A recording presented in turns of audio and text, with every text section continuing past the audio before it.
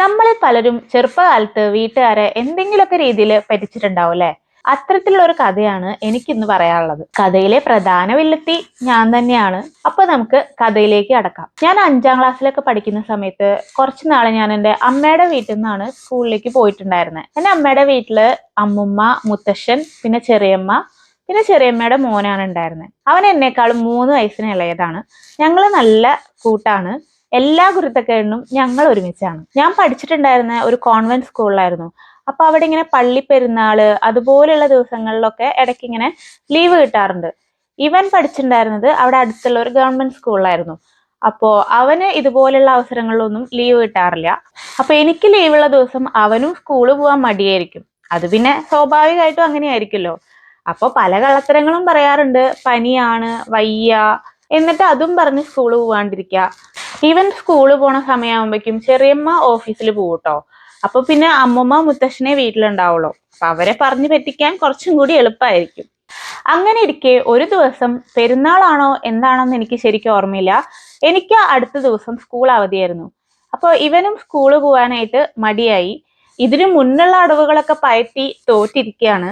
അപ്പൊ തലേ ദിവസം രാത്രി ഞങ്ങൾ ഇരുന്ന് പ്ലാനിങ് ആണ്. അവൻ എൻ്റെ അടുത്ത് പറഞ്ഞു, ഡി എനിക്ക് നാളെ സ്കൂളിൽ പോണ്ട, നീ എന്തെങ്കിലും ഒരു വഴി പറഞ്ഞതാ. ഞങ്ങൾ രണ്ടാളും തല പുകഞ്ഞ് ആലോചിച്ചു. അപ്പൊ എൻ്റെ കുഞ്ഞു ബുദ്ധിയില് ഒരു ഐഡിയ തോന്നി.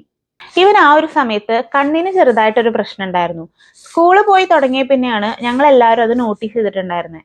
ഇവന് കണ്ണട വെച്ചില്ലെങ്കിൽ വളരെ മങ്ങിയിട്ടേ കാണാൻ പറ്റുള്ളൂ. നല്ല പവറും ഉണ്ടായിരുന്നു ഗ്ലാസ്സിന്.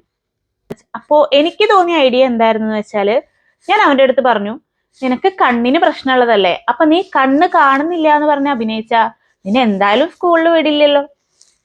അവനും അത് നല്ലൊരു ഐഡിയ ആയിട്ട് തോന്നി. ഓക്കെ, അങ്ങനെ ചെയ്യാം എന്ന് ഞങ്ങൾ പ്ലാൻ ചെയ്തിട്ട് കിടന്നുറങ്ങി. അടുത്ത ദിവസം ചെറിയമ്മ ജോലിക്ക് പോയതിനു ശേഷം ഇവന്റെ അഭിനയം തുടങ്ങി. അഭിനയം എന്ന് പറഞ്ഞാൽ ഒന്നൊന്നര അഭിനയായിരുന്നു. അവനാണെങ്കിൽ എനിക്ക് കണ്ണ് കാണാനില്ല, കണ്ണ് കാണാനില്ല, അമ്മുമ്മ, മുത്തശ്ശ, കിങ്ങണി, എനിക്ക് നിങ്ങളെ ആരും കാണാനില്ല എന്നൊക്കെ പറഞ്ഞ് ഭയങ്കര ഓസ്കാർ ലെവൽ അഭിനയായിരുന്നു. അത് കണ്ട് ഞാൻ ഞെട്ടിപ്പോയി സത്യം പറഞ്ഞ. ഇതൊക്കെ കണ്ടാണെങ്കിൽ അമ്മൂമ്മയും മുത്തശ്ശനും ഭയങ്കരമായിട്ട് പേടിച്ചു കേട്ടോ. അമ്മ വേഗം തന്നെ ചെറിയമ്മയെ വിളിച്ച്, ഡി എന്ന് വേഗം വാ, അവന് കണ്ണ് കാണുന്നില്ല എന്ന് പറയുന്നു എന്നൊക്കെ പറഞ്ഞ് കരച്ചിലായി. ചെറിയമ്മയാണെങ്കിലോ ഓഫീസിൽ നിന്ന് നേരെ ഓട്ടോ വിളിച്ച് കരഞ്ഞും വിളിച്ച് വീട്ടിലേക്ക് വന്നു. പിന്നെ അവനെ ഹോസ്പിറ്റലിൽ കൊണ്ടുപോകണം, അങ്ങനെയുള്ള ടെൻഷനൊക്കെ ആയി അവർക്ക്. അപ്പോഴേക്കും കാര്യങ്ങൾ കൈവിട്ടു പോയിന്ന് ഞങ്ങൾക്ക് രണ്ടാൾക്കും മനസ്സിലായി. വേഗം തന്നെ ഇവൻ കാലുമാറി. ഇവൻ ചെറിയമ്മയുടെ അടുത്ത് പറഞ്ഞു, അമ്മ ഞങ്ങൾക്ക് സ്കൂളിൽ പോവാതിരിക്കാൻ വേണ്ടി ഇതേ ഇവള് പറഞ്ഞു തന്നിട്ട് ഞാൻ കണ്ണ് കാണുന്നില്ല എന്ന് അഭിനയിച്ചതാണെന്ന്. നല്ലൊരു അടിയാണ് ഞങ്ങൾ പ്രതീക്ഷിച്ചത്. ചെറിയമ്മ പക്ഷെ ഒന്നും പറഞ്ഞില്ല കേട്ടോ. ഒന്നും പറയാൻ പറ്റിയ ഒരു മാനസികാവസ്ഥയിലായിരുന്നില്ല സത്യം പറഞ്ഞ അവരെല്ലാരും നന്നായിട്ട് തന്നെ പേടിച്ചു പോയി. ആ ഒരു സമയത്ത് ഇവന്റെ കണ്ണിന്റെ ഇഷ്യൂ എത്രത്തോളം സീരിയസ് ആണെന്നൊന്നും എനിക്ക് അങ്ങനെ അറിയില്ലായിരുന്നു കേട്ടോ. കണ്ണട വെക്കുന്നുണ്ട്, കണ്ണിന് എന്തോ ഒരു ഇഷ്യൂ ഉണ്ട്, അത്ര മാത്രമേ ഞങ്ങൾക്ക് അറിയുള്ളൂ. നമുക്കെന്താണ്, നമ്മൾ നോക്കുമ്പോ എന്താണ്, സ്കൂള് പോകാതിരിക്കാനുള്ള ഒരു കുസൃതി, അത്രയേ ഉള്ളൂ. പിന്നീട് ഈ കഥ ഫാമിലിയിൽ എല്ലാവർക്കും ഞങ്ങളെ കാണുമ്പോൾ ചിരിച്ചു കളയാനുള്ള ഒരു തമാശയായിട്ട് മാറിട്ടോ.